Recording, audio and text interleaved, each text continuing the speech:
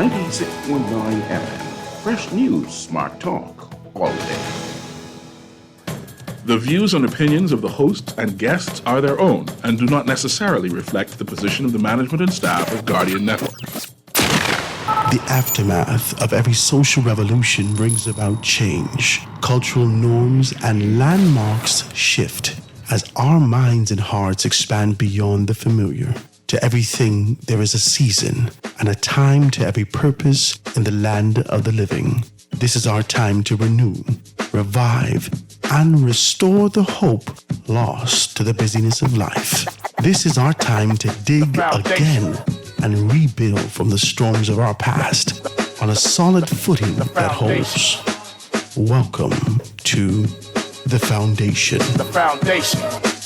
The Foundation with Howard Grant is brought to you by Burger King, Commonwealth Bank, Kelly's Home Center, Marco's Pizza, Rev Bahamas, and Ross Electric Motors. The Foundation. The Foundation. The Foundation. The Foundation.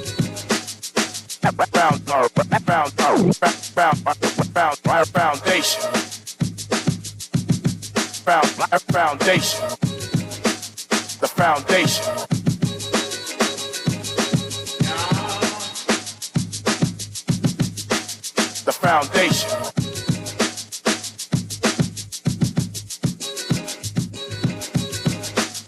Foundation. The Foundation. The Foundation. Good afternoon, ladies and gentlemen. 96.9 FM radio, Howard Grant in your company, live in full effect in La Ciudad. I'm in Nassau. Happy to be here. Praise God for his traveling mercies. You know, Grammy's proof for that, right? It is a wonderful thing to be in your company on this beautiful Monday. Well, talk to me. It's a beautiful thing to kind of be out here. If you haven't, make sure you pick up your newspaper. Before I get into anything, I just want to be able to kind of extend my gratitude once again to all those persons who was able to support me and help me. Being able to kind of get that week of rejuvenation off last week. I had a beautiful time in Grand Bahama. I want to thank all those persons who thought it wise and necessary to kind of contribute and help towards a seed to see this thing kind of germinate into something significant. I want to thank again Sarah with Barefoot Marketing and Grand Bahama News. She's done an amazing job. I might as well tell you the truth. She's done an absolutely wonderful job. I want to thank Western Air for getting me there. I want to thank KSR Rent-A-Car for being able to provide the transportation. I want to thank Pelican Bay for the opportunity to be able to sit there with them, the accommodations. I want to thank all those persons. I'm looking forward to being able to see more from all those persons. I want to thank more specifically my major sponsor, Grand Bahama Power. Bzz, bzz, I don't know, my producer wasn't ready with the thing. Talk to me, right? Grand Bahama Power did a wonderful job in terms of being able to support me and getting over there. I want to thank you so very kindly. All those persons who supported in one way or another, I thank you. Thank you, thank you, thank you. Gracias. I want to thank you so much for being able to participate in that. And we're here, and we got another. I got another series coming up before July 10th. So we're going to be able to do something like that. What are you doing? You're doing something different. Don't fight me. Right? Yeah. You're watching me. Don't fight me. Amen? Don't fight me, baby. We're going to have a good time. We're going to talk about some things going up. I got to set the thing up. So before I, jump the gun, I'm going to set it up accordingly. And then we're going to kind of dive into that and do some things from there. But guys, the line's going to be wide open today. If you want to be a part of the conversation, please give me a call, 323-6232, 325-431-6, 325-4259, anywhere from the Family of Islands, 242-300, 5720. And you could definitely hit me up, 422-4796. We're here in studio so I can see all your calls. Everything's coming through. And make sure you be able to kind of reach out to me and let's talk about these things. Make sure you pick up your Guardian newspaper first thing this morning, though. Let's talk about this. So fresh back, right? So we back fresh, right? And, there's always this kind of an unraveling of what has happened last week. And sort of a perpetual conversation. It almost feel like it's never ending, right? Talk to me. So it continues to kind of go on, and I feel like it's spiraling out of control right now, right? It seems like, you remember we used to play marbles, right? Because you didn't want your target, your tar to go too far. So you could say, play backies, and then you shoot, and then you could be able to be in the vicinities. I don't think that we have had issues that have had these proverbial backies for a long time. Talk to me. I think that our tar has gone far off. Our marble has gone far off from its place. And so many of us are fighting to get back to this space. If you never played marbles, you know what it is. Y'all used to play jacks if you're women, right? So this is one of your jacks going way out and you had to pick up 5. Come on, this is difficult. Not impossible, but difficult. And I think that we're kind of operating in the space of not an impossible space, but a peculiar space that's rather difficult for us to be able to work our way around, right? In the papers today, you could be able to pick it up and you see the Prime Minister taking on a position to talk about we must find solutions for Haiti. That's splattered all over the top of the thing, right? It's splattered on the top of the paper today. We must find solutions for Haiti. CARICOM leaders gather in Jamaica to discuss Haiti's crisis, right? I thought this was unique. And right under that, it started to talk about flooding from heavy rainfall in Exuma. A woman was shot by police. The bullet ricocheted off of, based upon the reports that I read yesterday. I didn't read the story, so I'll read the story before I said that. And then also the CJ rules that the David Copperfield Company has to pay $2.2 million in outstanding taxes. You think he could have gotten together with Miss Cleo and see this coming and try to see if he could make it disappear? But I don't know. I mean, this is a unique thing. Because if you read the story, guys, make sure you pick up the paper. It seems that he was under the impression, based upon negotiations, that the Hotel Encouragement Act would afford him an opportunity to get these things, but didn't understand that the second keys that he had, the 2 other keys and islands that he had, that he was responsible for those particular things. I mean, listen, man. Only in this country you do business like this. It's kind of, I didn't know. I didn't know. And then, you feel content with, you didn't know. What you going to do? You can kill the man? You didn't know. You need to stop it, Mr. Copperfield. Okay? You won't be disappearing from this. There's no hypnosis that you ain't gonna hypnotize us on this. We can need the thing in the treasury. We're gonna need that thing. The $2.2 million is going to be able to see that the Chief Justice rules that the David Copperfield, read the story, guys. Chief Justice ruled that David Copperfield's company has to pay $2.2 million. And when they meet again, they're going to be able to talk about the details and whatnot. And I can skim through these things because I think it all amalgamates into the story that we see in the business section. Now, this is what I wanted to talk about. Prime Minister urges regional unity on climate change challenges, right? This is a story in the business section. I just want to read a little piece of this. I thought this was peculiar. I thought it was unique, rather. So it says, Prime Minister Philip Brave Davis, while addressing the U.S. CARICOM, U.S.-Caribbean Partnership to address climate crisis, the PAC 2030 Climate Resilient Clean Energy Summit last week, called on regional leaders, senior U.S. officials, and experts to work together to play a part in reducing global emissions and creating a stronger region and more resilient hemisphere. I got to fix my posture for this because I don't want, everyone has a job. Our job is to scrutinize, but I provide you with not just this sort of an entertainment aspect, but as a perspective. So you tune into the show and you hear perspective. And for the most part, you've been listening to hosts for a long time. You know their unique or their angle, their approach or their angle they come from. And I think you've been knowing mine for some time. But sometimes it could be able to, it feels a little harsh. It feels a little bit consistent. It feels like it's designed strategically to be able to pull down the perceived, perceived progression, right? The idea of progression that's being built up in our minds prior to the environment that we live in, prior to the other than the actual physical environment that we live in right now. This idea is being built in our minds first. And this Prime Minister, Brave Davis, is doing an awful lot to build in our minds this concept of growth. Build in our minds the idea that I am focused on issues bigger than the Bahamas. Right? I like it for his legacy. But do I like it for the community? No. I like it for his legacy. Now, if this was the proverbial walk and chew gum at the same time, then I'm down for the thing. You understand? But the lackluster budget in comparison to this robust speech that has been delivered to people, we talked about this sort of an idea where the Prime Minister has taken on a different language and approach, that this sort of idealism when he speaks externally, and he speaks not necessarily condescending, but his words are reduced to the point where it seems, when you're listening in, it seems like there is no faith that we believe, trust, and can comprehend what he's saying. Am I wrong for this?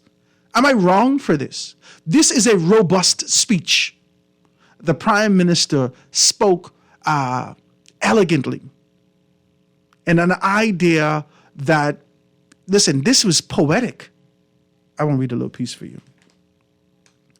Let me go to B3. Because I scotched the whole paper up. I thought this was crazy.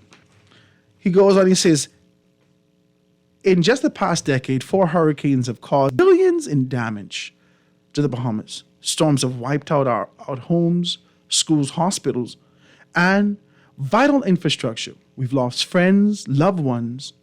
Tragedies made more traumatic by knowledge that storms are only growing in intensity.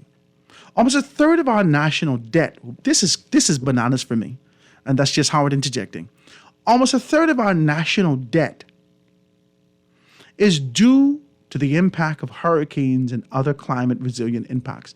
This is crazy to me. You could have articulated that in your budget presentation.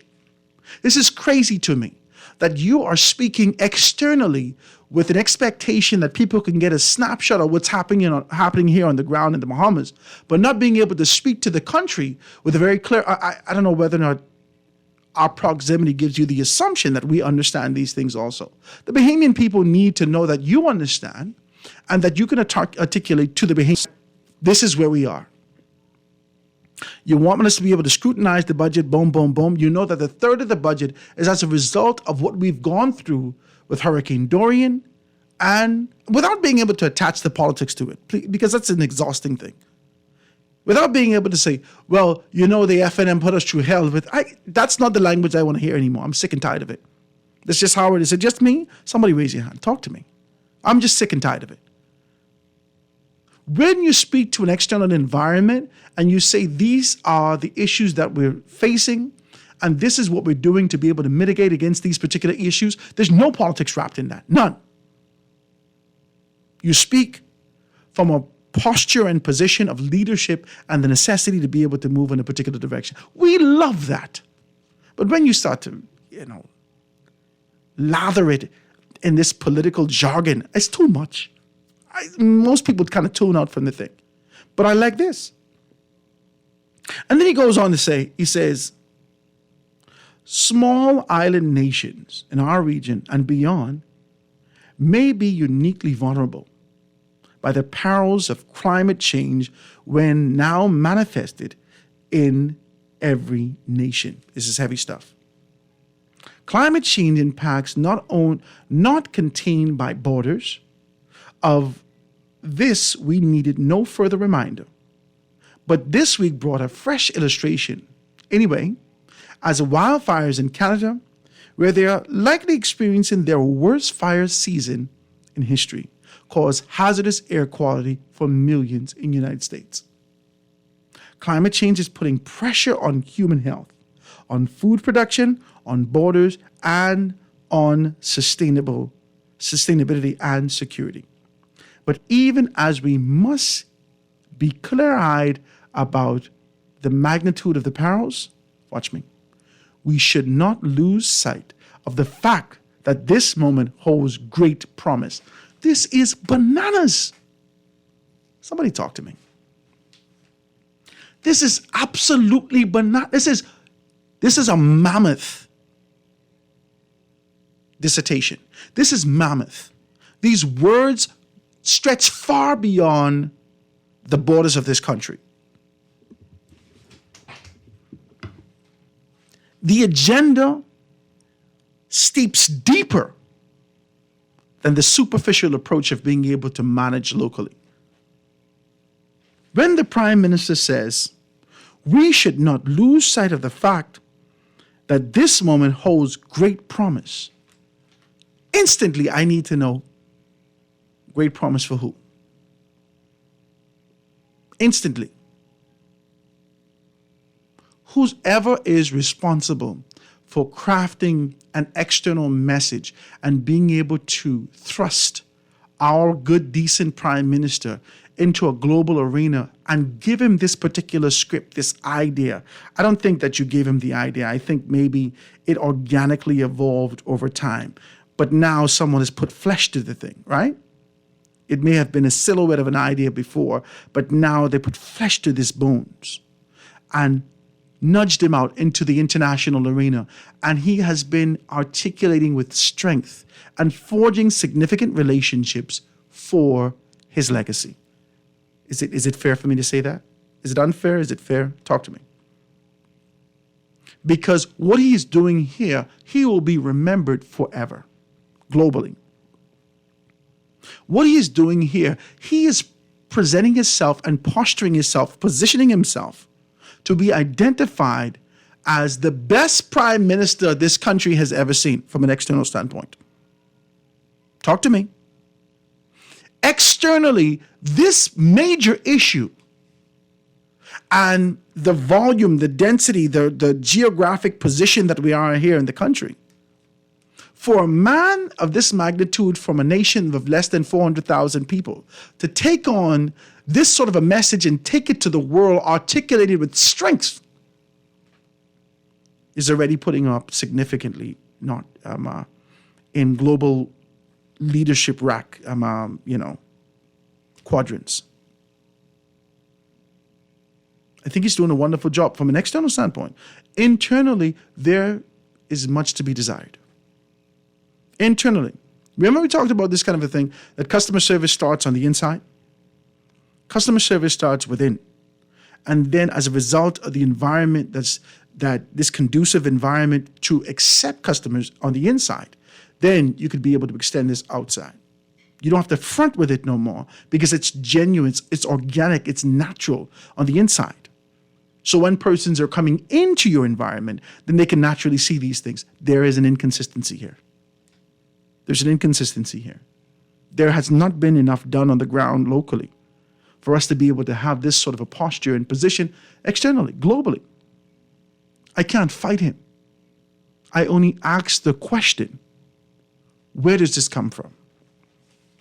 I can open the lines right up, and I just want to read this little piece for you. This little piece. Okay, go with me. Decision makers, both public and private, are finally moving away from the belief that change comes and are starting to understand that the robust climate action can spur innovation. I thought this is crazy. That the robust climate action can spur innovation, increase effectiveness, create jobs, and improve living standards. Watch me, this is going deeper. This is the transition to clean energy is disruptive, expensive, and complicated. Truer words have not been spoken. Truer words have not been spoken, and he was unable to articulate that internally. Can I get an amen? My Prime Minister is unable to articulate this language internally for the Bahamian people, aside from the politics, to accept, understand, and get on board with this particular agenda. Watch it. He says that the transition to clean energy is disruptive, expensive, and complicated. But we have two big things going for us. Wait for the big things. Holy breath. These are heavy. Incentives and human integrity. I almost choke. Human integrity? Hold on, wait. I was with you right up until the human integrity part. Are you saying to me, wrapped in this sort of a speech to the world, that we're going to be able to deal with corruption? That we're going to be able to face corruption head on?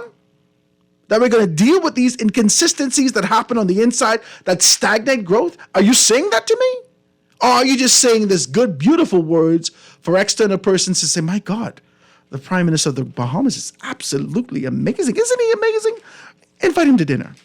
Let's open up the lines. 323-6232, 325-4316, 325-4259. Hit me up on the text, 422-4796, anywhere from the Family of Islands.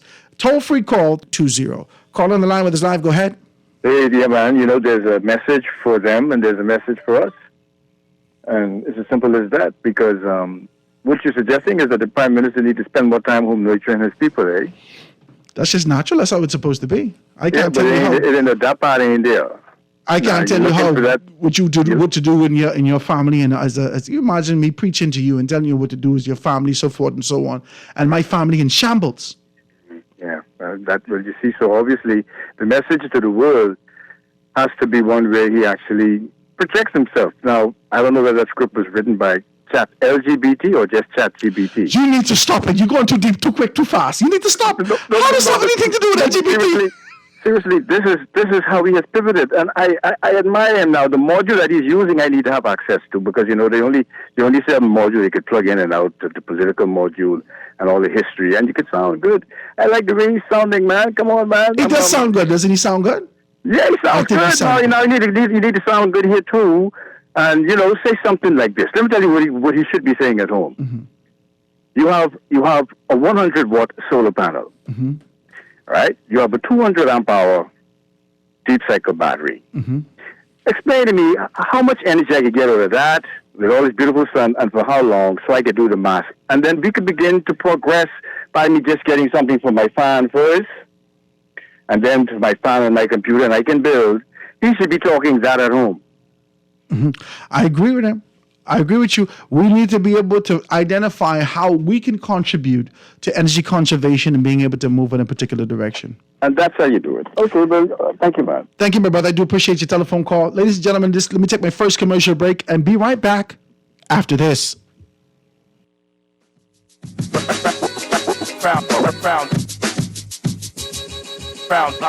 Foundation.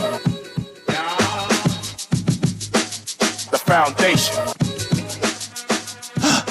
Almost there. Sarge, that's you. Well, who else? Tell the truth. I thought a beige walrus was dying on the sidewalk. I'm preparing for my 4x100-meter debut. More like 1 by 1, because the other 99 killing you. Funny, the Bahamas games come in July 7th to July 15th, and Grand Bahama gotta win this. Well, you know that. Email info@thebahamasgames.org or call 322-1029 for more information. Which island is gonna win? To the world, he is your dad, but to you, he is the world. Shower your dad with love with a gift from Kelly's House and Home's Father's Day sale, Friday, June 9th through Saturday, June 17th. Save 20% off selected tool sets, luggage, and fishing, diving, and camping gear, except on net items. Shop at Kelly's House and Home on Saturday, June 8th, and if you are standing on the lucky spot, you could win a gift basket for Dad. Visit our Facebook page for more information. Shop Kelly's House and Home's Father's Day sale, June 9th through 17th. Happy Father's Day from Kelly's House and Home. At Ron's Electric Motors, they repair and rewind all major brands of electric motors, including water pumps, generators, and the generator's back end, welding machines, electric lifts, air compressors, battery chargers, and more. They're equipped to handle up to 850 kilowatts and rewind up to 450 horsepower motors. They're conveniently located on the corner of Wolf and Clarence Roads and are open weekdays 8 a.m. to 5 p.m., Saturdays till noon. They offer 24 hours emergency assistance. You can reach them at 242-356-0249. Foundation. Foundation. foundation. The foundation. And we are back, ladies and gentlemen, 96.9 FM radio. Howard Grant in your company, live and in full effect in studio right here in Nassau, chopping it down. The lines are wide open if you want to be a part of it. 323-6232, 325-4316, 325-4259, anywhere from the family of islands. Hit me up, 242-300-5720 or 422-4796. Let me read one or two of these texts. It says, Howard, didn't the lady in the head of the IMF or World Bank say that the climate change loans and debt would be canceled? Let me read a little bit. Let me read a little slice of this thing from the budget communication. I kind of highlighted the thing, and I I highlighted it, right? And then I kind of put some brackets around it, and I said, wow, right? So I got to go back to this. I was, wow, this is an amazing thing, right? So it says the CBD has a portfolio of 7 loans valued at $111.4 million. And the IDB has a portfolio of 23 loans valued at $836.6 million. In addition, the government is presently seeking the IDB board approval for 2 policy-based guaranteed instruments, which would allow access to the market financing and at even more favorable rates. These guarantees will support the government's debt management operation during the upcoming 2023-2024 fiscal year, which also contemplates a, watch me, debt for nature swap. Then he goes into what a debt for nature swap is, technically, right? Let's watch it. A debt for nature swap is an arrangement whereby a developing nation can have a portion of foreign, typically in exchange for committing to specific conservation measures. All of these things tied in together. So I think our prime minister is playing chess. Somebody talk to me on a global stage. If he, on one end, with his right foot, is stepping towards ensuring that he solidifies his legacy locally, globally, regionally, into the annals of time and history, and with his left foot, he steps to ensure that he secures and satisfies what is being needed as it relates to debt for nature swap. Simultaneously, the prime minister is stepping with 2 feet, taking on this agenda and shifting the conversation. I must tell you, he's doing a great job. He should be prime minister of climate change. He's doing an excellent job in these particular areas. I must commend him. I don't say this lightly, and I don't want you to believe that I'm doing this in jest. The prime minister is doing wonderful as it relates to being able to speak, identify, articulate with strength and a good posture. He's showing up, and like he said in the papers last week, was it last week or the week before, that his relationships are paying off, that his travels are paying off, that he's forging the necessary relationships to be able to make these things. I believe him. I believe him 100%. He's doing a wonderful job. But you can't. You got to be able to do the whole thing. The mechanism. My truck right now.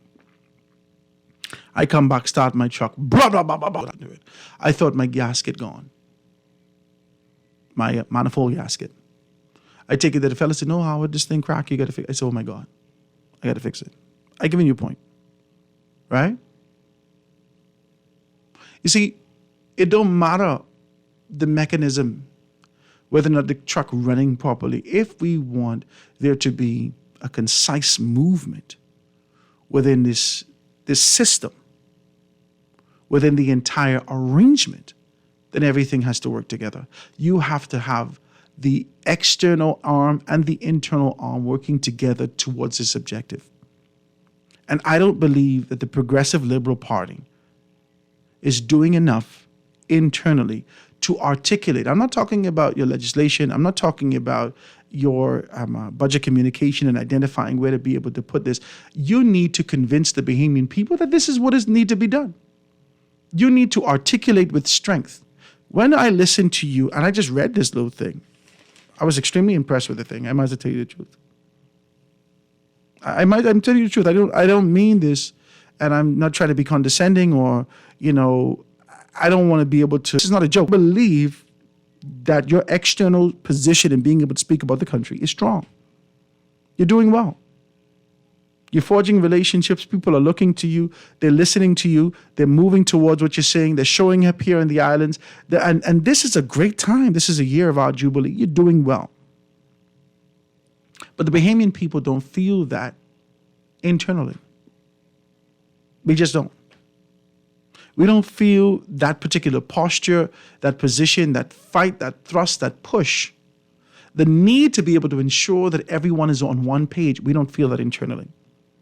We feel that you've taken on a very strong tune to certain issues that existed. Okay, so I was in Grand Bahama last week, right? And in Grand Bahama last week, there has been a sense of consistency in delivery, like whatever people came to talk about, right? And that one element that ties all the conversations for the week of rejuvenation together is the need to be on one page. There is a lack of unity. There is not a deliberate divide, but just everyone not seeing eye to eye on certain things.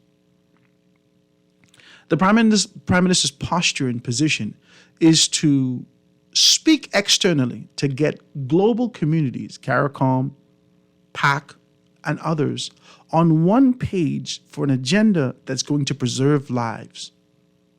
Excellent. We don't want to die. Great. But internally, we suffer significantly from an economic standpoint. Can I get an amen?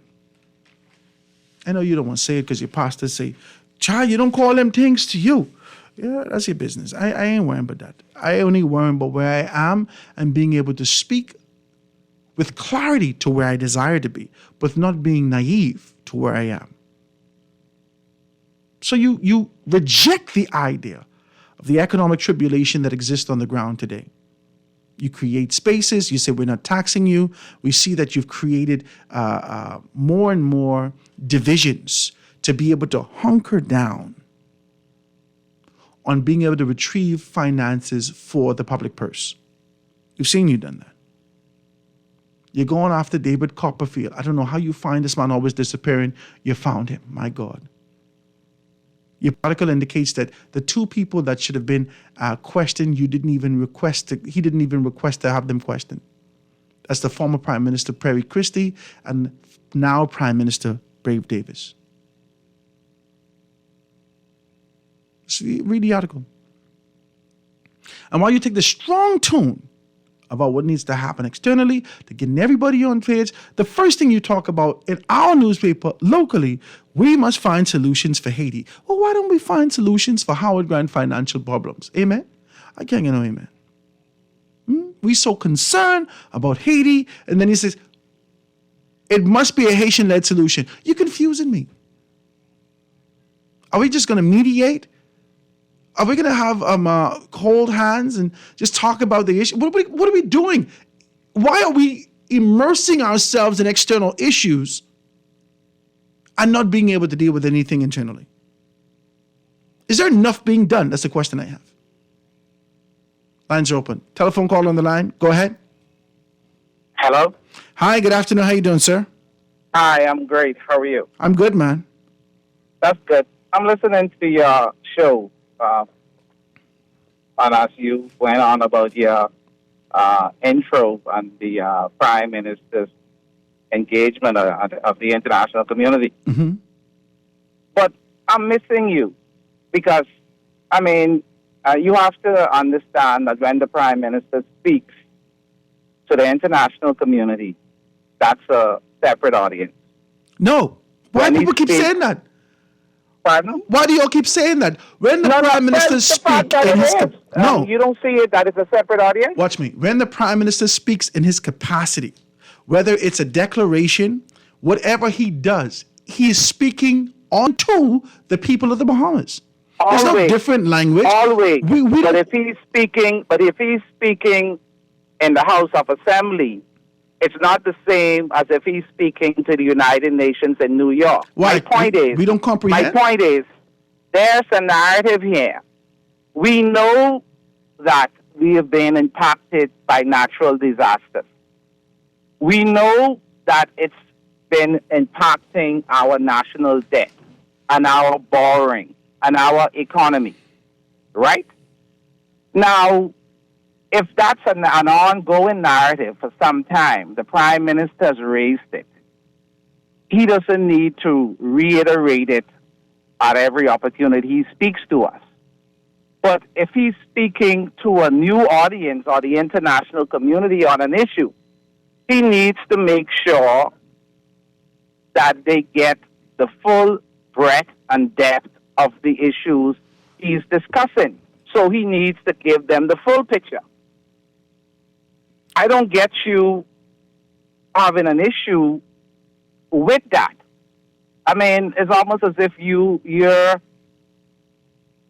crediting him for being good internationally, but criticizing him for having issues locally, when in fact, because he's doing an international job, and because the narrative locally is ongoing, the message in substance is really the same. But he doesn't have to tell me we've been impacted by Hurricane Dorian every time he speaks. I don't know if I agree with you 100%. And I hear what you're saying, and you're saying to me that I'm agreeing with him, and I'm giving him commendation to what I'm doing. His message but locally is lathered in politics that muddies the water of progression. His message locally is lathered in the traditional politics that does not yield progression and growth for the people of this country. It doesn't. There is nothing that he said externally that has been wrapped in what the FNM has done, what former administrations has done, what his former leader, Perry Christie, would have done in the particular capacity to stop progression and growth. There's only been a leadership stance at what needs to go forward. That's all he's done. And I have to commend him for that. Locally, it's muddied. I can't deal with it. Well, the thing it is, you can't expect anything less, right? I mean, come on. You don't expect the Prime Minister to talk politics on the national stage, right? But that's what he's doing. Now, he's a politician. No. He's not just a politician. Oh, come on. He's You're also confusing a me. Prime Minister. If he's at the United Nations talking about the FNM, I mean, we don't expect that, do we? So my point is, I mean, you can't dismiss the rebound the country's on. You can't dismiss the fact that tourism is coming back and we're making some good progress. There's still challenges. We know that, and we have to address them. But if you take a certain position, if you provide, I don't know, maybe more specifics, then I may be able to better follow you. But okay. I'm just sometimes lost in that you're playing a game on one side, and then you're just entertaining us with contrast that doesn't have the substance. But you lead, Colin. You led with the assumption that people locally can be able to see the tribulation that exists around them. No. I didn't say they can see. I said it's an ongoing narrative. No. You said we know. That's what you said. You said we know. Because it's an ongoing narrative. So it's been discussed. It's been addressed. It's an ongoing issue. I don't have to be told about Dorian every time. Okay. But if the Prime Minister get up and speak on an issue to an international audience, he can't miss out the full substance of his presentation. He can't assume that they know, knowing that he hasn't spoken to them on the issue as Prime Minister. Has the Prime Minister spoken to us to any extent on the impact Dorian and climate change is having on the Bahamas? He has several times. Yeah, but see, all I'm saying to you is this. Posture position, articulation is also important locally. The Prime Minister, when he speaks in the House of Assembly, is speaking to the same level of international level. There could be no expectation or belief that he needs to be able to dumb down his words in any way to make it bite-sized for us to be able to absorb and apply. We are intelligent people. We've gone off to school, we've done all these things, and we are prepared to see the country move in a particular direction. When he takes on this position to be able to speak to an international audience with words that inspire, that encourage, that involve this kind of an idea of steps to take forward, and he wraps this conversation locally in this kind of an idea of tribulation as it relates to politics and what this other persons have done, you are really muddying the water for progression and growth. That's all I'm saying. You're muddying the water for progression and growth locally. I'm gonna let you go because I got some other people going there. Go ahead. Right, but I don't see that every time he speaks. There's a time. But this ain't every time he speaks. I'm saying to this. No. Whenever he speaks locally, I don't always hear the political rhetoric. I don't always hear what the FNM did, what Minutes did, right? Often I hear about the issues, what the government is doing, and focus on particular areas. Mm-hmm. But you expect also at some point hear the political rhetoric, and so I mean you can't take one and say that's all is done. I think you have to be fair in your assessment and say that what it is. There are other times when that's not what it is, and I think for the greater part that's not what it has been. Ooh, I like you. I like you, my brother. I appreciate your telephone call. I'm going to let you slide. Thank you so much. I got to get out of here. Let me read a couple of more of these texts, right? For the greater part, one example. I just want to be very clear. One example. Our papers today start to talk about the Chief Justice ruled that David Copperfield's company, which I think is called Imagination, has to pay $2.2 million in outstanding taxes. When you go online and you text it, Fox News has an article that indicates that he was being sued all the way back in 2015. My point to you. This is foxnews.com. Property owners sued Copperfield over sale of island. This is issues with what is happening internally that's catching international exposure and being able to be delivered as news, based upon the capacity and magnitude of these particular individuals that we're doing business with. The fact of the matter is that there's nothing you could do internally that persons can access externally. There's nothing. We don't live in a vacuum. There's not a proverbial bubble, okay? This is not Disney World, and we're not playing the playoffs, and no one could get in here and so forth. This is not a bubble that we live in, okay? There's no two languages. It don't make no sense. To me, it don't make no sense. I don't understand that. When Clint Watson said that the Prime Minister speaks in I couldn't understand any of this stuff. What are you saying to me? When me and my wife have passionate, what the church people call it, they don't call it row. They just call it, I can't remember. Anyway, when we row, I can't hide from my children. We only live in this little small place. You think my children ain't gonna see it and my mouth loud? You think they can see that daddy rowing? You think I can row my wife and whisper in the room? I don't do that. Maybe you all do that. The reason I show my children, and not this anger or whatnot, but there is an indifference that exists in the world. The world don't hide from you. If you don't learn to deal with these things in your home, then there's no way that you could survive externally. And that's all my point is. My point is there cannot be two realms that exist. Deal with us with the same level and intelligentsia that you believe that we carry, the way that you're speaking to the international community. That's all I'm saying.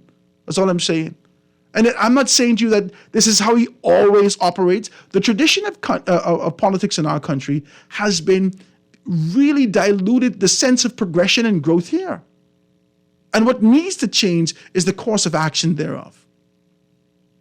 So I'm telling you, this is not to condemn the Prime Minister. All this is constructive criticism that we are intelligent, we're capable, we are here for you. And you need to be able to speak to us in the same language. That's it. I see a bunch of texts come through, guys. The lines are wide open today. We're chopping it down, being able to talk about these things. The numbers to call today, 323-6232, 325-4316, 325-4259, or you can hit me up with the text 422-4796. We can chop that down today. Guys, let me take this quick commercial break and be right back after this.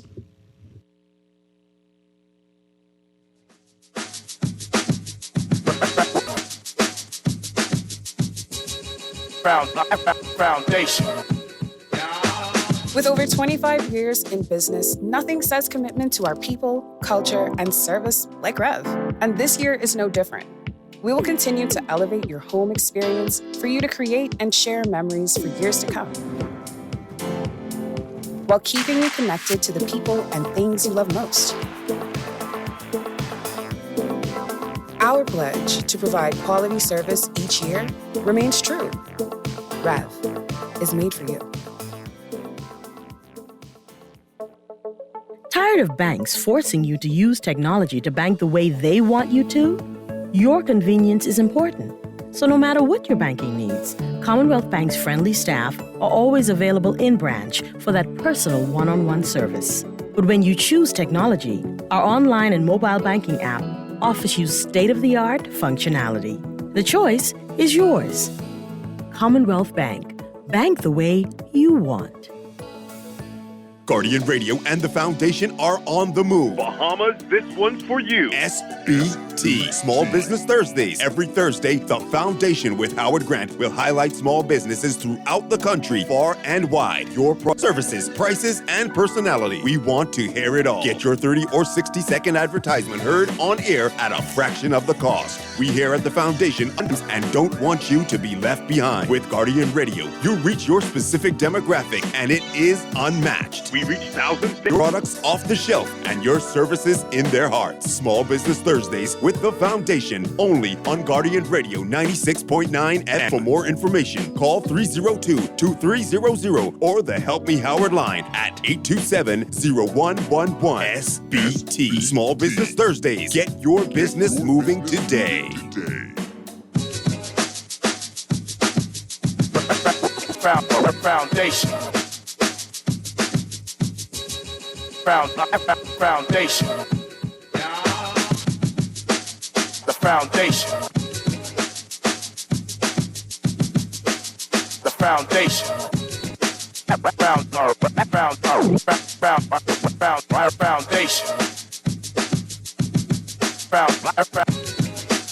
The foundation. Always on the go. The show? You can now listen to Guardian Radio talk shows anytime, anywhere on Spotify and YouTube by searching Guardian Radio 6.9 FM or by entering the name of your favorite show. You can also listen by logging on to GuardianTalkRadio.com, the cast tab. Guardian Radio, continuing to provide you with fresh news and smart talk anywhere, anytime, all day.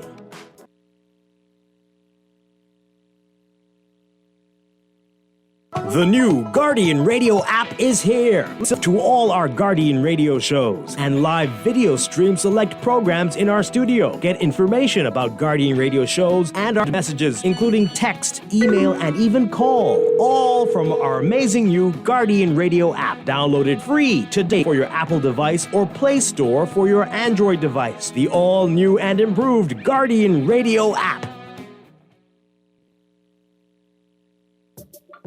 Your print needs are short or long run, digital printing, wide format, or print consultations called Printmasters. They have been in the printing business since 1957 and are a printing company with a tradition of excellence. The goal at Printmasters is to provide their clients with the highest levels of personal professional service at an affordable price, along with the technology that makes working together efficient and easy. Business cards, flyers, posters, window and floor decals are just a few of the digitized printing services offered at Printmasters. Call 361 and print with the best. Print with Printmasters. This is Guardian Radio 96.9 FM.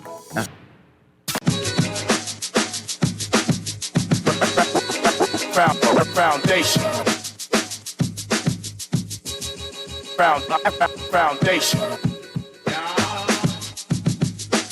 The foundation.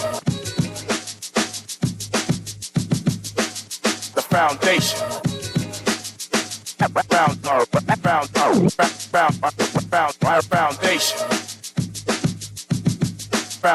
Foundation.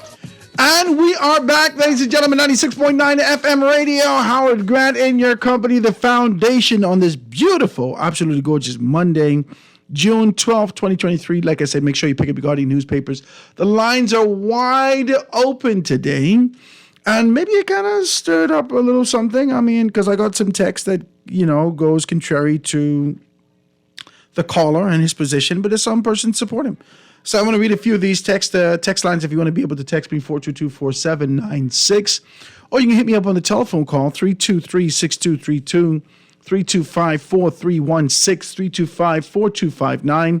Anywhere from the family of islands, toll-free call, 242-300-5720.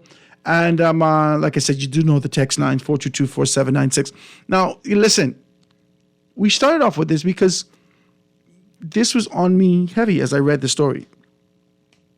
And if you ever stand around me when I'm reading the story, you may think I'm a little bit crazy, right? I may be, but I'm not going to fight the thing, right?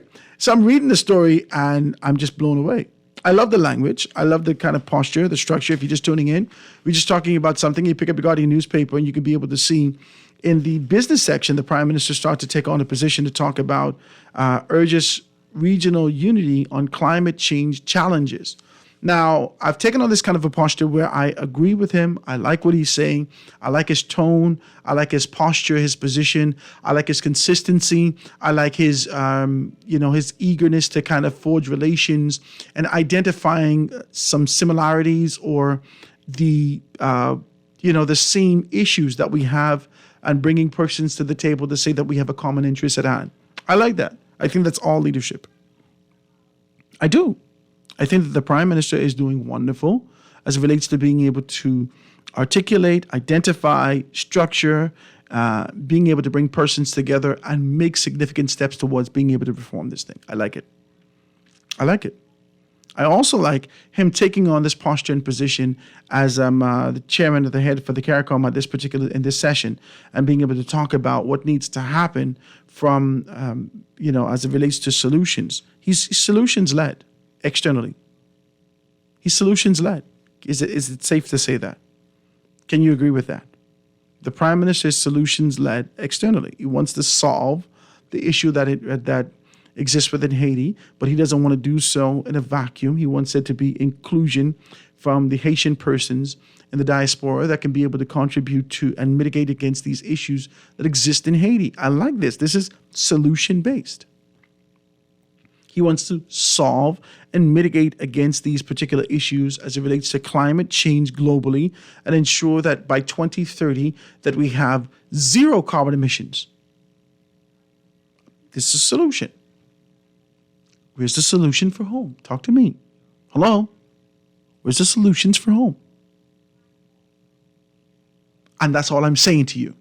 What pops up is relentless retort as it relates to politics, and it diminishes his value as a leader. You only look at him locally as a politician. That's why my caller could call in and says, when he's on the world stage, he is the Prime Minister of our country. He's not a politician. This man is relentlessly and perpetually a politician. That is his career. That is who he is. He's a politician. Okay? He's given a position and given an opportunity to be able to step up, and he stepped up and took on the caps of leadership and decided to move forward with the thing. Doesn't mitigate against the fact that he's still a politician at base. And that's all my point is. I'm looking for solutions locally, and I'm only hearing politics. Now, I got to give it to the guests. This is not a day in, day out relentlessly that the Prime Minister takes on this kind of partisan position. But when he is wrapped, especially within the confines of the House of Assembly, when he's wrapped and insulated by those that support him, right? And he must be able to thrust his political position and his party's position against the side opposite. Then the only thing I can hear is politics. But I'm ready for leadership. I'm ready. And if the prime minister needs to be able to do a nationwide tour, right? And go from one park to another, one space to another, and talk about solutions, then do that. And then go in the House of Assembly and we expect you to be to hit us with politics. Then do that. But there's going to have to come a time when you can be solution-based for the people of this country. Because it's ad nauseum that you've been talking about what needs to be done in Haiti.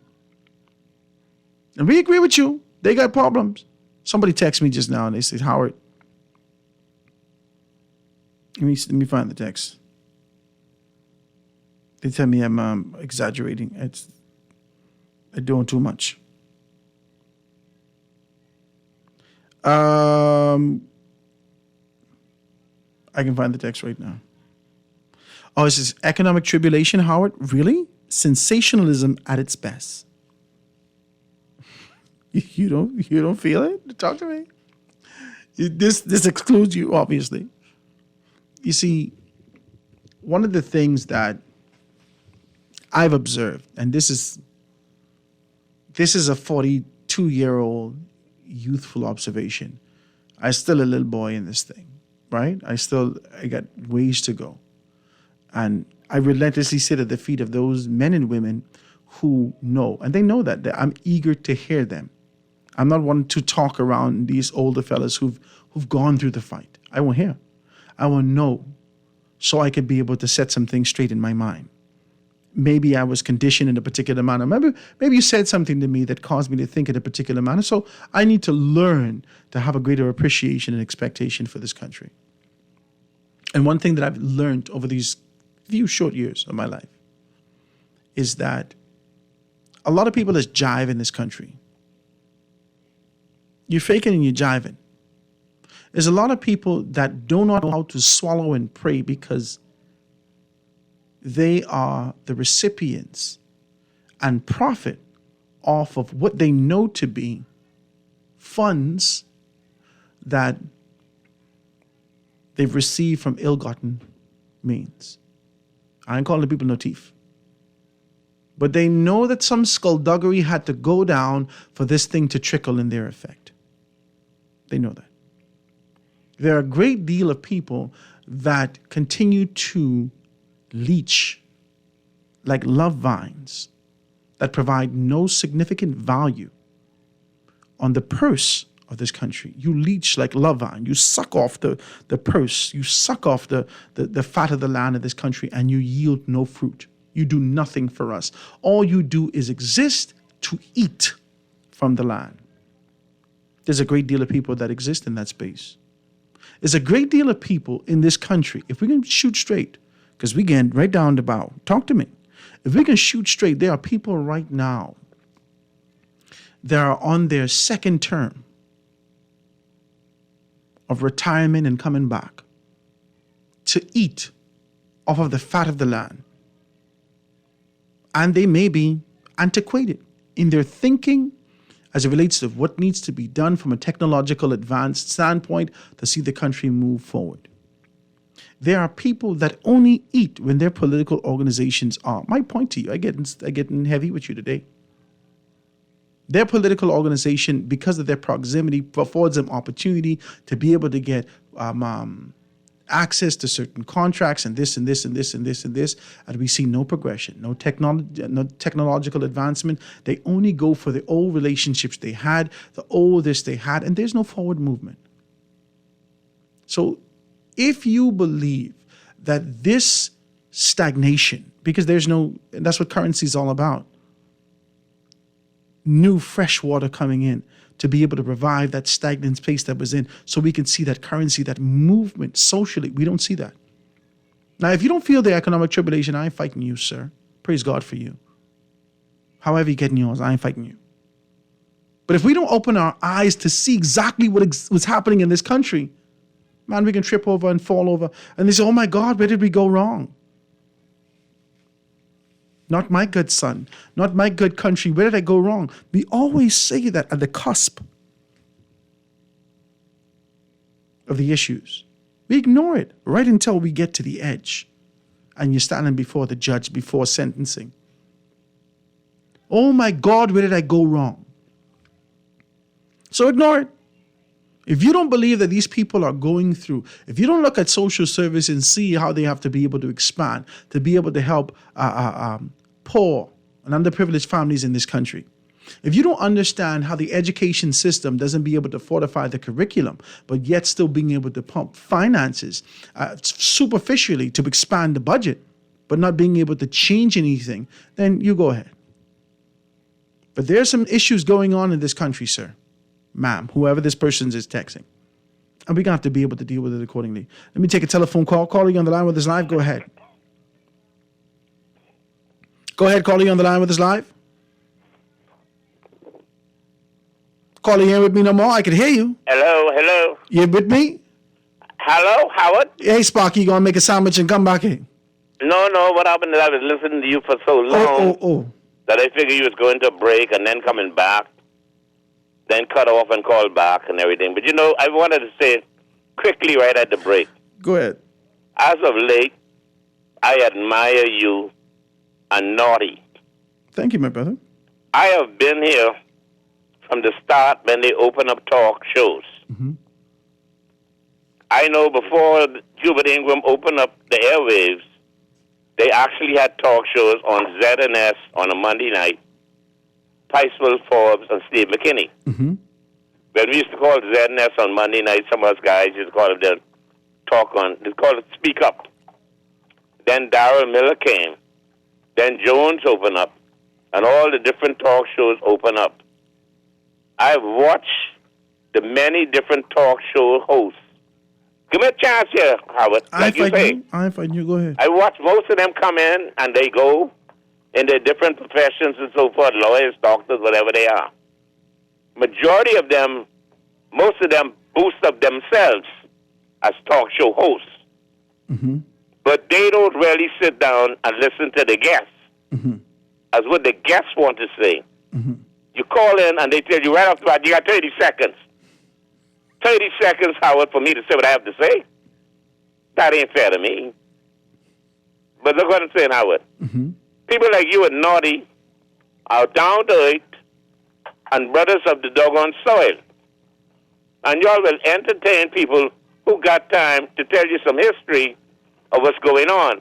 Not these people who has come on the talk show starting, but I've been in the house for 10 years. My mother's listened to this show and all this kind of thing. And when anybody doggone disagree with them, they cut you off. But when people want to be nationalists and blow up this country and get it back on track the way it used to be, the politicians, the politicians come to your house. Howard. When they campaigning to go to Bay Street, they come to you and say, Sparky, please vote for me. I'm going down there to fight for you. And when they go down there to fight for you, all of a sudden they start to fight for the Queen and the doggone and the King. And they forget the people who they went to fight for, and they went down there as they said that they were servants of the people. Then they became servants of the King and the Queen. They forget their constituents, and they start to be politicians. Like a friend of mine once said, that you are not a politician. You are a servant of the people. Mm-hmm. You are going to remember to deal with your people and your constituents. Mm-hmm. Because we ask you to do this on our behalf, and you're doing something on the foreigner's behalf. Mm-hmm. And at the end of the day, the foreigners getting everything, and for Bahamian to get something, Howard, we got to go through all kind of changes, this and that, handcuff. We got handcuffed. We got to go through this. We got to go through that. Cost of living go up on us, and everybody we know getting everything.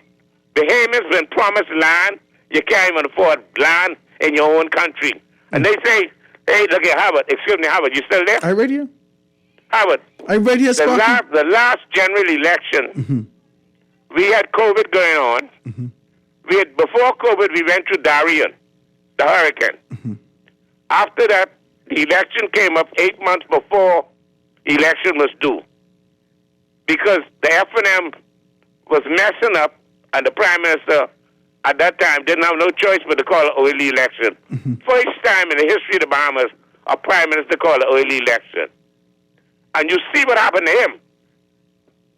He locked up young men for selling coconut water and peanuts. He locked up a young man going to the pump to get water to bathe his uncle at home because they break up the curfew. He locked down a whole country, something called a pandemic, where they was making all of us getting injections in our arms. We didn't even know what the injection was. And 52, who always call in, was telling us they was pumping us full of foolishness that we don't even know what went into our bodies. We went through all of that. We got talk show hosts now seem to always want to blow up themselves as what they know and try to compete with the callers. Can we keep it to the show? People like you sit down, we talking about, I'm a nationalist. I am a Bahamian. I was on the Western Fort when that flag went up the first time. I am 72 years old. I love my country. I want to fight for my children and my grandchildren. I am prepared to die for that. Pendleton said, if you're not prepared to doggone fight for your country, you don't be prepared to have it. And every time we put these politicians in power, when the foreigners come in here, they get all the concessions, they get all of this, you get all of that. They promoting doggone farming. Bahamians can't get farmland. We can't buy homes. We can't afford to buy property. We can't afford to do nothing in the Bahamas. And we are the Bahamians that this land belonged to. But now we serve the king. The king just inherited $281 billion from his mother. That's only the cash he inherited. He also inherited a bunch of castles.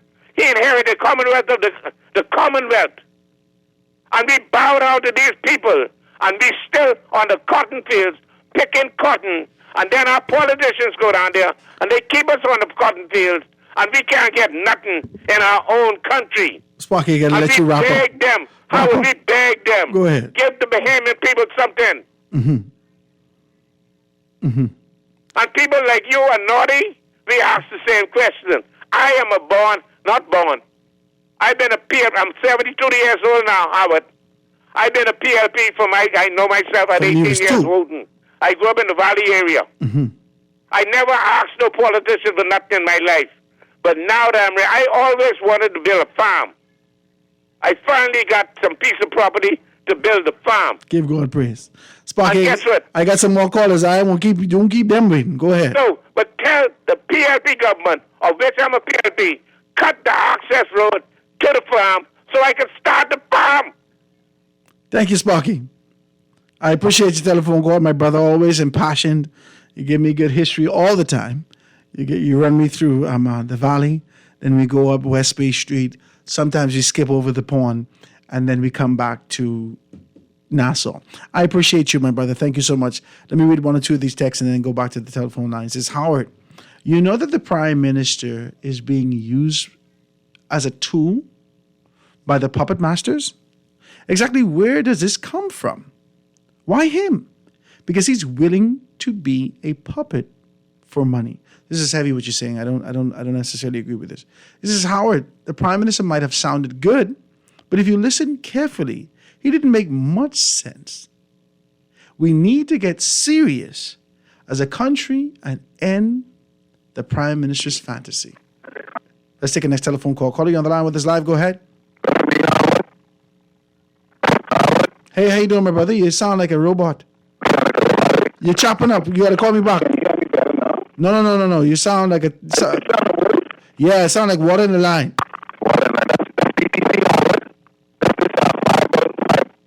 I can give them your numbers. I can give them your number, Papa. I can give them your number and see if they can call you better. Okay. I can't hear you on this line. Give me next caller. Caller on the line with us live. Go ahead. Yeah, good afternoon, Mr. Howard Grant. Hey, my brother. What's happening with you? Yeah, everything's all right. I share a lot of the sentiments that Sparky shared, right? The thing is, Sparky's a legend, you know, and, you know, we need more people like that just to be real, but it's really, really freedom of speech, and we need more people like Dr. MacGyver. I can't remember her first name, but I used to go to a dental clinic years ago from I was a young man, and I just want everybody to know. I watched Lincoln Bain last night, and so I thought she was really sincere, and, you know, I know her from just going to her practice to be a very loving person. And so to hear the speech, right, and to realize that she doesn't even need to get involved, you know. But that's someone who I think really cares for the Bahamian people under the humanitarian guidelines. It's just obvious. But I want to get on with what you were saying. I like I say, thank you for stepping out and giving me this opportunity all the time, you know, Howard, because I listen to you, right? And so you're quite fair. And so I also appreciate Warren and Ms. Malcolm and the rest, right? You know, but, you know, the thing is, the plantation is becoming very pathetic for me. You know, my mind and just sharing, right? And I see the jealousy and the hate and the contempt and just the despising of one another, right? Even within the family. So what I'm saying is, Howard, I was trying to get someone to come on the air, right? You know, like Bremen had called one morning and said they need a scientist. Something that he was discussing. But I said, you don't really, you know, we have Dr. Archer, they're scientists, they right here. And you have the public that can enhance the conversation. So what I like what Sparky was saying is, you and Warren was never like that.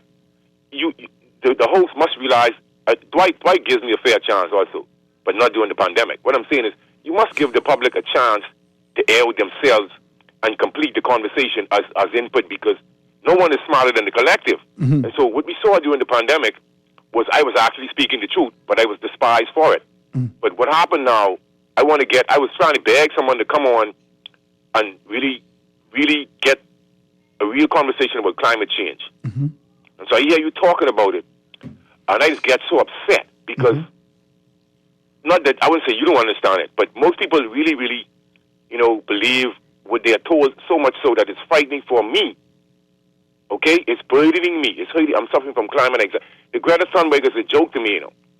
I just don't want to be on these platforms to be noticed, and then they would be You say you're suffering from climate anxiety? You suffering from climate anxiety? Yes, because of the lies. I got to write this down. Okay, subterfuge. Listen to me, Howard. You saw the implementation of a climate court of justice as yet? These people this is a financial construct. This is nothing more, nothing less. I'll give you a perfect example. People always send me information because they know I can air it out, and they know that I was saying these things, so they would send me these things to enhance me. This is the information overload. My mind is about to explode. I cannot keep it in. Okay? Now, the thing is, people say, well, they make it all about the messenger rather than the message. And you come on the radio and people saying big words. Come on, man. There's no such thing as a big word, Albert. If the word is multisyllabic, you have a phone, you could go and Google the word. Sometimes you use one, Warren used words I never knew. I had to learn them. So what am I supposed to do? Sit back and say, he's using big words, that keep me back. That's foolishness. That's where the hatred comes in. But I want to debunk. See, what I'm saying is there needs to be public education on the climate change science. And then the words coming out of my mouth are actually truthful. So what I had asked a couple of years ago, how would they tell the difference between anthropogenic carbon and carboniferous carbon? So I was listening to the renowned climatologist Patrick Moore, Pierce Corbin, and Freeman Dyson. I listened to these guys for years now. And so what happened was I realized that the plant, when you burn the fossil fuel, you get the anthropogenic carbon, which has a different ratio of the isotopes. So what that means is you can actually tell the difference between the carbon that was ever here versus the carbon that was fossil burnt. So this is significant. So what I'm saying is there hasn't been any study to prove to the world that the plant reacts the same way to this anthropogenic carbon in a molecular way as the gourd carbon. The carboniferous rocks, they are in the rocks for a reason. The reason why they do carbon dating is everything is of carbon. So carbon itself forms the oxide. The monoxide out of the tailpipes turns into carbon dioxide after 72 hours in the atmosphere. This is the chemistry that's online that they taught me. I learned from high school. So it doesn't have nothing to do with me. But what I'm saying is, Howard, in practicality, we have, all right, let's say in Canada, somebody gave an example. There was also a case study on the beech nut tree saying it absorbed 12.5 kilograms of carbon a year, which is offset. That's one beech nut tree. That's a case study. So in Canada, they're saying on average 48 pounds of carbon a mature tree would offset, 48 pounds of carbon a year, right? And so they say in Canada, 318 billion trees, and they would offset 7.62 billion of carbon, right, every year. So they actually offsetting more than they producing. So even though calculating carbon emissions is quite impractical because of the variabilities, altitude, etc., fuel burn efficiency, I don't want to get into the BS hour because it just takes time And this is how they created it. For people, when you know something, remember now, Howard, back in the slavery days, if master found out you could read, you know what happened, right? So what you think today now? If they find out you read too much, it's the same thing. It's no problem. It's just that us Negroes really can't find ourselves because we hate ourselves. The police, they hate the way we live our lives, the way we show social fusion to other cultures, and then we never do it for ourselves. It's a nation of hypocrisy and an ecosystem of snobbery and corruption. You see what I'm saying? They thought I was coming on the words. They had to play with words. When but you, I when was you won't reading come from on I the was a show. child, Howard. I can't help how words come to me by expressing myself. When you won't come do the people. show You have with a me. phone in your hand. If you hear a word, you don't go and learn it and then be with me. You listening to me? When you won't come do the show with me? You available next week? Coward, whenever you're ready for me to come, you know. Well, you got to text me your number, 827-0111. But Howard, I have your number, I think. You do? Text me Yeah, right I now. have your number. Text me right now. I I'll have your call you number, after. but I want to get on with this because the carbon. See what I'm saying is as far Let's as do a show. Let me give you some time so we can do a show together. Yeah, but I can compile the information. But I'm speaking on the top of my head right now. But I was trying to show you. Let me just finish with this, please, because I want to show people that carbon is the source of all life, Howard. Yeah. So how could then we are breathing out carbon? So Justin Trudeau, in his infinite wisdom, sought the toxic Canadian people for breathing air. So what I'm saying is, when you look at the way how it is set up, they did it because carbon is the source of all life, and that is the best form of doing it. But there's actually something that they call orbital deviance, right? And what happens is the Earth does not orbit in a perfect sphere. It deviates, and so sometimes the sun we're closer to the sun, and we significantly, but not to cause a difference in it was just a difference in temperature. And then I learned, of course, there are certain parts of the Earth as these different positions is in. There's more concentration of sun in different parts of the Earth, which is obvious as we have the equator. And these are basic things that they teach us. And so when you align certain things, as a matter of fact, this particular ideology was discovered by a janitor, a guy by the name of John Kroll, a non-pundit. So this is why you cannot have this total scientific dictatorial paradigm. It's not right. You know, we haven't done the study to see how the plants perform to this anthropogenic carbon. All right. So if Canada and America is offsetting more carbon than they're emitting, why are you taxing the people then? And then this is only with trees. This is not with So other it goes back to vegetation. capitalism. It Yeah, goes what I'm back. saying is, Howard, this is only with trees. This is the basic average calculation. This is not about other animals. I mean, microorganisms like zooplankton and other forms of species that photosynthesize. Plants are not the only things that photosynthesize. They have some plant like animal like zooplanktons, I think, but I can't remember the species name that they actually photosynthesize.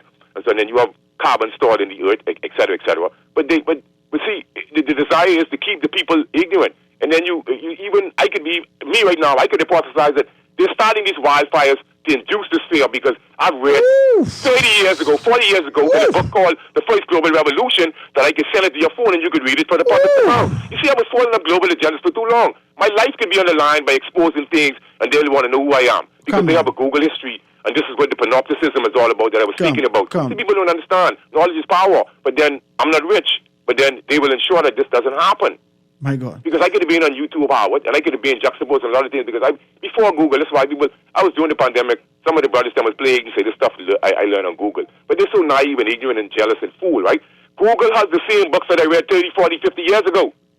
They just putting it online. They just Yeah, so what you hating on? So No, you see how the ain't no Negro has produced.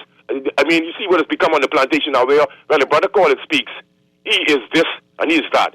You know, I share my concept, and even as far anything you speak out against, Howard, once it's not in the status quo, they would call you pagan from back in the days, or they would call you this, or they would call you that. Yeah. That's all I'm saying now. I'm not looking, it was just a matter of getting the message. See, if people I really appreciate you, my listened to the voice and the villainous, then they would have gotten the message. You know, nothing surprised me. I was saying the PM is out of his mind. He's supervised by power. I share the same sentiments. He and Haiti talking about Haiti, solutions for Haiti. Right now, people can't even get a date for surgery in the hospital. They've been waiting for years. But he ran here, but the solution is Haiti, but he ain't got a solution for the beaming people. He just coming to power. We looking in for him to do the best he could. He running around there. They talking about climate change. You know climate change? The world is changing. Everything changing. That is made of moderate change. They displacing the mangroves, right? And they displacing the land. And everybody who should know. I was never even You gotta give me 2 hours for that my brother had in the house. And I know about displacement and buoyancy. That's what the numbers are for the heel on the ship, the bow on the ship, to show you how much water is displaced. If you putting in filling in land, where the water go out? You got to give me 2 hours for this. You got to give me some time. Listen to me, Howard. Justice was in the beginning, it could be in the end. Just where water was is where it's going back. They're using that to feed ignorance to the masses. They can put them in fear and have them like sheep. There's a book called The First Global Revolution, and there's a book called Mortgaging the Earth. I can write that down. There's a book called Limits to Growth. Limits to There's a Growth. book called Mortgaging the Earth, but those are the two books that I want anyone who wants to get online to what's going on. There's a book called Limits to Growth, and there's a book called The First Global Revolution. And in this book, The First Global Revolution, they showed you this same climate strain, pollution construct, how they were used to drive this global crisis to create a one world government. It's all in there, and then it shows you where humanity then becomes the problem. Save the planet and kill the people them. Get rid of the people them. However you do it, insidiously, however they plan on do it, Howard. This is what their agenda is. All right? So population control for me is ambiguous because it means control us through digital panopticism and also to control us by numbers. I don't care what nobody says. I've been following this longer than some people was living. So some of these doctors and these people that you I done been following them global. They could be smart and know the body and know this. I listen to some of them. But some of them are very limited in their liberty and education that they receive. And then I've been reading longer than some of them being in school. So if what I'm saying is, Howard, I have been given credence on the radio by professionals, and people still turn around hating on me like I'm looking for this notoriety. All they trying to do is transfer a message. A brother still a Negro walking down the street with his hair in comb and still living in poverty and can't get health care. And let me tell you something. Let me leave this being with people. You all running around here, but people being there for them and who love you all. Did you know in first world countries, Howard, there's no VAT on children's clothing and water and food? Yeah. All right. So how could these people love us when Howard, everything cool. And I got a 10-month-old son. It ain't about me no more, Howard. That's what they're trying to show you. Call me, text me, and so we can set up this thing so we can have a good conversation. Give thanks, all right. I appreciate your telephone call. Ladies and gentlemen, take this quick commercial break and be right back after this. Foundation. The foundation.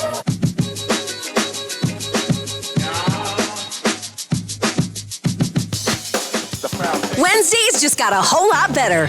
Introducing Whopper Wednesdays at Burger King Nassau. Get a flame-grilled Whopper for only $5.50, including that. Yes, you heard that right. This Wednesday, you can indulge in the classic flame-grilled Whopper you love, made your way for only $5.50. Stop by your favorite Burger King Nassau location this Wednesday and enjoy a Whopper for only $5.50. Burger King Nassau, where taste is king.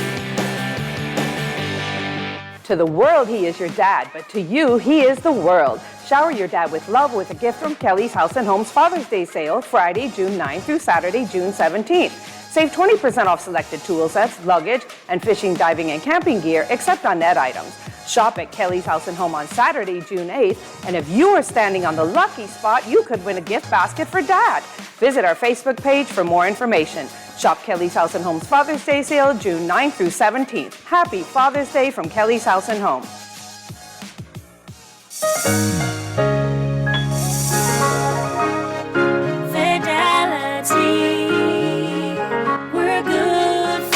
My business couldn't survive without my credit card machine from Fidelity. It's fast, convenient, and my clients love it. My sales increase, and I can track my earnings. Get your credit card machine from Fidelity today. Call 356-7764.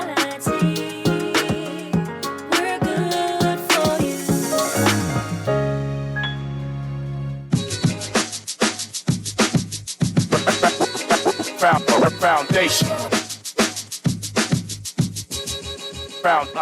Foundation. Y'all indecent. Ladies and gentlemen, 96.9 FM radio, Howard Grant and your company, The Foundation. It was a beautiful Monday. Chopping it down. 52 is out here. I got a couple of texts. Howard, 52 need to go check his blood pressure. He got himself worked up over everything. This is a text that's coming through. And I don't want to hang up from him because I am intrigued. I am intrigued. I really am intrigued. Because what I took away from this is he's saying to me that there is, scientifically, they can't differentiate between the carbon particles, the carbon particles in the atmosphere after it's already been let off. Is that what he's saying? Is he saying to me that the capitalism that exists in this particular space, after the carbon is already released, whether you breathe it out, whether it's from carbon monoxide, which actually breaks down and still be able to come this carbon, if they can't differentiate between it, then what are we doing?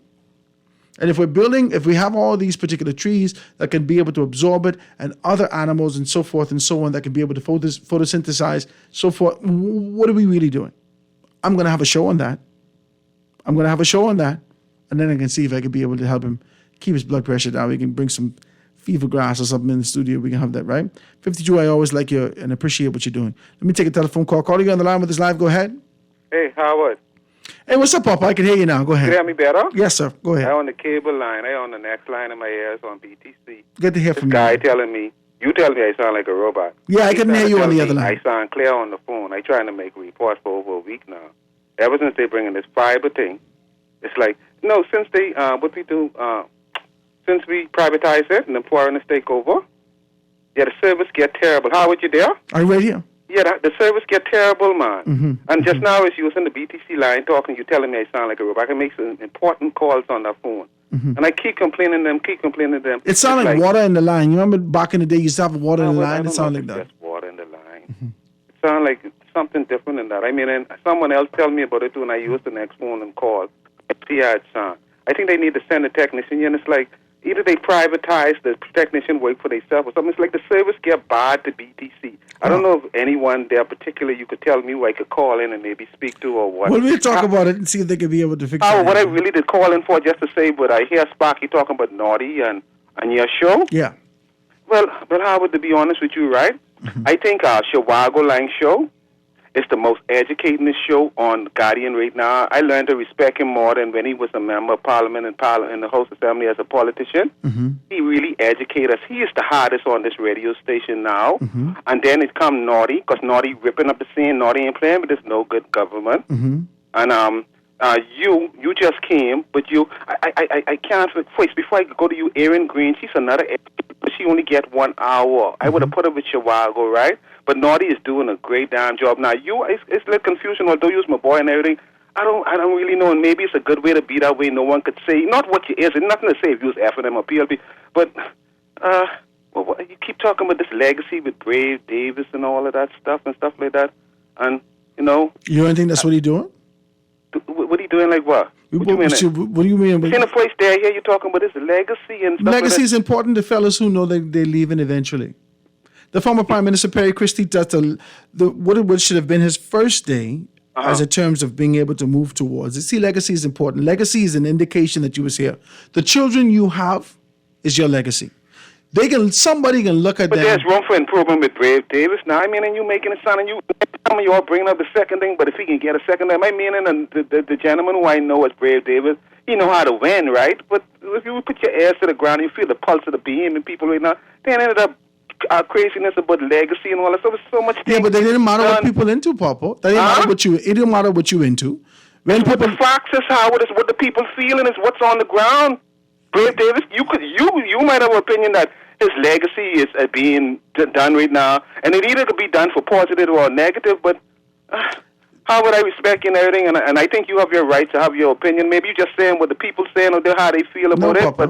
But no, that's not how it is. Legacy. Watch me. Maybe you don't understand. Up to Brave Davis, what you talking? What you saying? No. What it is? No. Legacy has nothing to do with politics. Okay. Politics is the pursuit of being able to win this position. Legacy is the memory that will live in the minds and hearts of the people. With the minds and hearts of people right now, ain't too much good things when it comes down to legacy or for my New Day government now. Well, that could be legacy also. How people remember you is your legacy. How people remember you, and you trying to shift that narrative is one thing in comparison to what you're doing another. That's all I'm saying. How are they doing a lot of unfair things? And this ain't just a PLP thing. It seems like all the governments, it's like they look out for the rich more than they look out for the poor people. They tax us the water on our medicine. But the people who have the marinas and the big yachts and stuff like that, they either catering to them or considering not to tax them. I listened to Rodney Monker bring it up many times. And he's a supporter of the government, although he say he's a F&N. My point is that there's so much wrong before we can talk about legacy. These niggas, these Negroes, these political Negroes need to get up off their backside and do their work and remember they just servants for us, babe. They ain't no boss, babe. They doing too much time, just wasting time on them, their self, friends, family, and lovers. And the Bahamian people still waiting on them to get back to them. Papa, maybe me framing it in a particular manner make you think of something else. Not me, Howard. No matter what the Prime Minister does, he's moving towards legacy. Let's just get straight. Negative or positive. Don't matter what human beings do. You are moving towards legacy. It can be negative or positive, but don't waste no time on that crap, Howard. No, but you don't have to waste time on it. See, that's why you have to live in faith and Yeah. move with conviction and move with a very clear understanding, and Yeah, now they need better solutions. your legacy will be intact. Okay, listen to me. You're talking about legacy, right? It's because of Brave, the decisions what they make, Simon Wilson them, right? Our light bill up high now. BPL had a deal there, right? I forget what they call that thing where they say we supposed to save. The country supposed to save electricity price, right? Hedging. The hedge agreement, right? Yeah. And look at what Brave Davis them saying right now, the Minister of Finance, get all the Wilson them around them. You're talking about damn legacy, right? They saying they could, the national insurance thing, they could wait till next year. They say they could wait till next year to do it. And Michael, what is, excuse me, LaRota, the Minister of National Insurance, Howard, he said that if we don't do something this year, either 90 million or some amount of millions of dollars, we can lose. Then Brave Davis them could say they ain't gonna do it this year, they could do it next year. It's this their own private business, right? Like they law firm or something, and they advisors or the people who, how do you say, the experts tell them what to do, they can do it. You talking about damn legacy, they rate your pussy people who are just suffering? That's legacy, do your damn job. That's what the legacy is about. They need to do a better job. Ask Leslie Miller and the rest of them. They need to get off their backside and do their work, Howard. I appreciate your telephone call, All Papa. Thank you so much for your telephone call. Always impassioned. Let's just be very clear about this. And I don't know whether or not it came off the same way. No matter what this prime minister or any prime minister has done, he is etching out and carving out his legacy. The reason why we can continue to be able to talk about who is the best prime minister in the country based upon what they would have done in terms of contribution is the legacy that they've left behind. When you didn't take care of your children when they was young, that's a legacy that they can be able to cuss over your grave when you're laying down. The legacy is when you die and you never take care of your children, you beat your wife, so forth and so on, nobody won't be able to say nothing about you. It's legacy. It don't matter what you do or you don't do. We as human beings are moving towards legacy. The only way that we can ensure that our legacy is intact is when we apply ourselves to conviction and apply ourselves to growth and have a very clear understanding of the path that we were called to and move in that direction. That's what it is. Let me take a next telephone call. Caller, you on the line with us live. Go ahead. Go ahead, caller. Next caller. Caller, they just talking away so long with you, Howard. Good afternoon, my brother. What's up? I'm right here. I'm only listening to yours. Praise God. You know, let me show you something. Talk to me. Papa are right. You are right, and Papa are right. But we don't need to talk about anybody legacy because some people just get it in the wrong manner. What we need to be talking about, the sufferation in this country. Sufferation. I said what? You say sufferation or separation? Sufferation. Okay, let me write this down. They need to. Can you hear me properly? Yes, sir. I'll write it down. Okay, and you speak of it so they can get it right. We don't worry about their legacy. They worry about their legacy. They want a legacy as people that with them who they does things for are interested in legacy. The thing is, the majority of people, Bahamian people that are suffering, this is what you all need to be talking about because the majority of Bahamian people votes and they get nothing back. They're voting and they're being taxed and they get nothing back. That's what you need. Look at the hospital. People can't even get a decent service there. Those nurses working themselves to death and nothing are happening. But because they want a job, some want a job, some want to help the Bahamian people. And let me say another thing, right? 52, he's just an intelligent brother, okay? And so a lot of people, including talk show hosts, cannot see him, they cannot reach his standard, okay? But he be educating the people, and people got to learn that, okay? I understand the majority of our people, a lot of our people, just foolish. I've been listening to talk show from Place World and those time from way back then, right? And I cause because I want my people to be educated. I ain't look into any legacy. All I want is my people to be served. My children, my grandchildren, my great-grandchildren that are Bahamian, right? I want them to be looked out for by my government, by my Bahamas, okay? That's the reason why I speak on the radio. I appreciate your telephone call. That should call. be everybody's interest, too. Thank you, my Better brother. their family and the Bahamian people. Amen. What legacy? My legacy means nothing to me. Once I know when I'm gone, my children and grandchildren, great-grandchildren are being looked out for. They're in good standing. You know what I'm saying? Mm-hmm. That's what I care about. I don't want them to be around, get in trouble, shoot up people and stuff like that. Okay? That's why I speak. Okay, and I'm a senior. No diss to you, but all of y'all got to get it right. Okay. To tell you the truth. You know what I'm saying? Because when you go, somebody else can be gone. Of course. Be But will you, going. hold on. But will you remember me? Talk to me. You remember Ed Bethel? I remember. Why do you remember Ed Bethel? Talk to me. Why? I remember Jack Dodge. No, but excuse me. Why do you remember Ed Bethel? Why? Because I'd like to hear him on the radio. Why? Because I'd like to hear him on the radio. So what did he do to you to make you feel like you need to hear him on the radio all the time? So what make me feel like I what wanted to make hear him you on the feel like radio? I need to hear It's from not Ed? a matter of making him. No, my point to you is that he enveloped a legacy.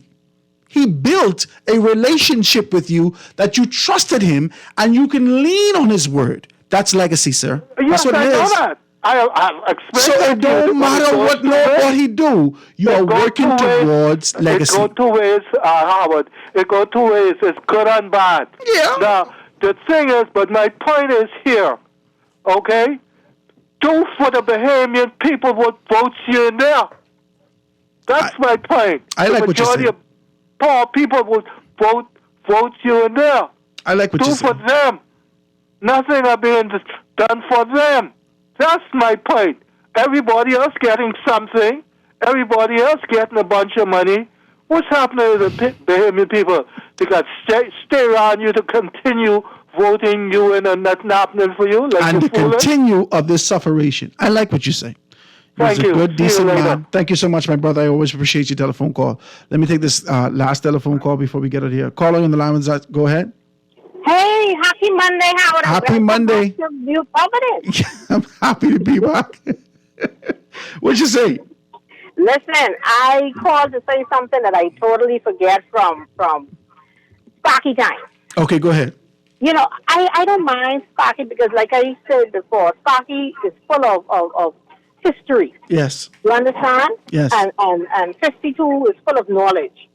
You know, those persons need a space where they can sit down. I don't know if they would think about like an evening in the park where you give them the mic and just invite people and just let them say what they No, want. I don't think what 52 says is confined to this space, you know. I think that a podcast, I think that YouTube, I think that this is global knowledge.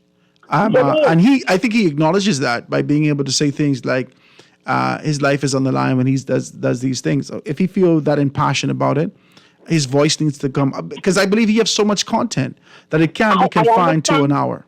I understand that. The gentleman that called in reference to the what you said about legacy, Yeah. I don't think he quite understand what you were saying. Yeah. Like for us, ask him what he thinks today is the legacy for Dr. Hubert Minnis. Mm-hmm. You understand? So legacy don't mean you have to do for me or I have to do for you. It's what, like you said, your everyday life. Every day. Every Your day everyday God life. sent. One day, what do you remember your grandmother for? What you remember her best for? Every day God sent. Okay, what you remember worse about her? You understand? All of these things are a part of your legacy. So someone's building a legacy. They're not looking at you whether or not you care what they're doing. Yeah. And the Prime Minister is pressing forward with his climate change thing because at the end of the day, that's conscious. 100 years from now, when they get that under control and be able to pay out for that, everybody in the Bahamas and mostly around Okay. the world, oh, you remember Prime Minister Brad? You will never forget him. You'll never forget. But guess what? That's a conscious, design, deliberate legacy. That's conscious, design, and deliberate. He's not working towards building the Bahamas the way he is working towards building his reputation worldwide. Oh my God, that's all I'm saying. That's all I'm saying. They fighting me. He is working hard at Fighting my building guts a out today. worldwide reputation. He could care less as to whether we go left or right. Oh my God. I tell people from day to day, at the end of the day, I always get a better, mind you, not better representation, but better communication from my F&M MPs that I've ever gotten from a PLP MP, because once they get in power, they disappear. They shut You their are phone something off else. and they disappear from you. The F&M MP, you can always find them. You see what They you may did not there? be giving you good representation. I mean, may not be doing well, but you can always find them and reach out to them till today. My God. I see what you did there. You're going You way understand off on me? the right-hand side for me. You need to stop, right?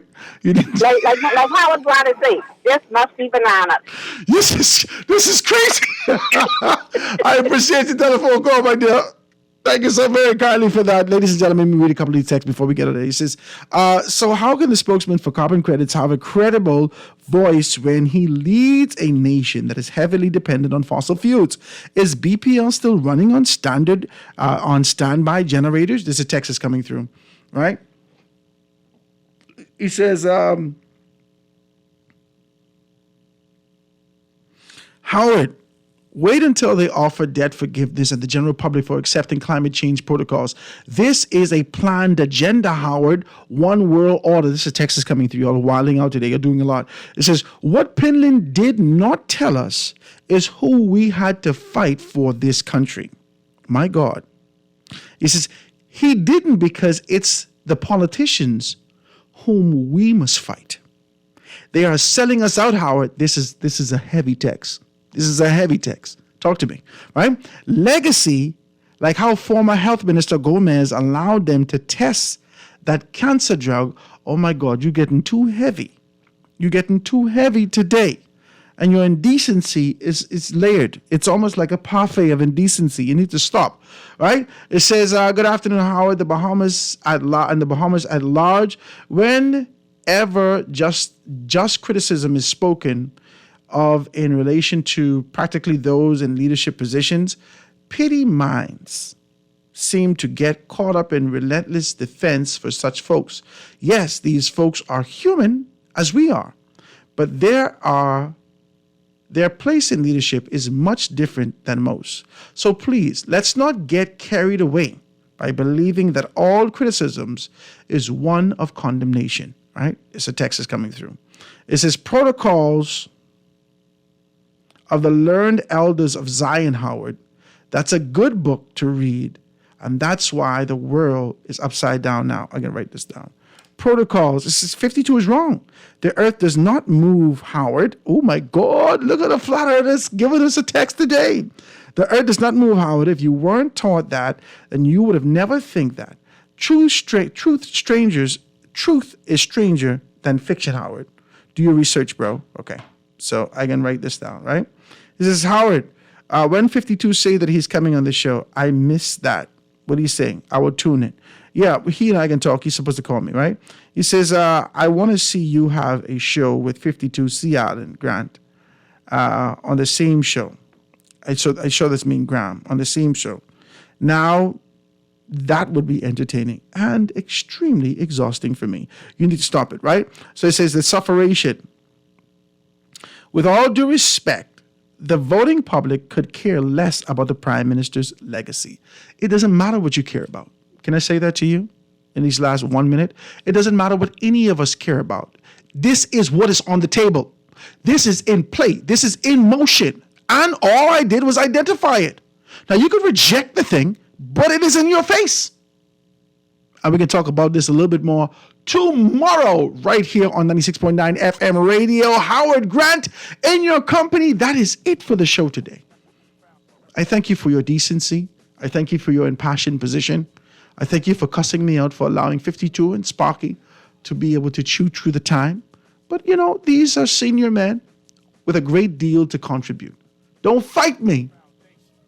Invite me. Let's make some things happen. Guys, it's a beautiful day. Thank you so very kindly for being able to tune into this Foundation with Howard Grant. We're going to see you tomorrow again. Thank you, guys, for your contribution to the Rejuvenation Tour. We're going to see you tomorrow right here on the Foundation with Howard Grant. Stick and stay for Chicago Line with Z Live right after this.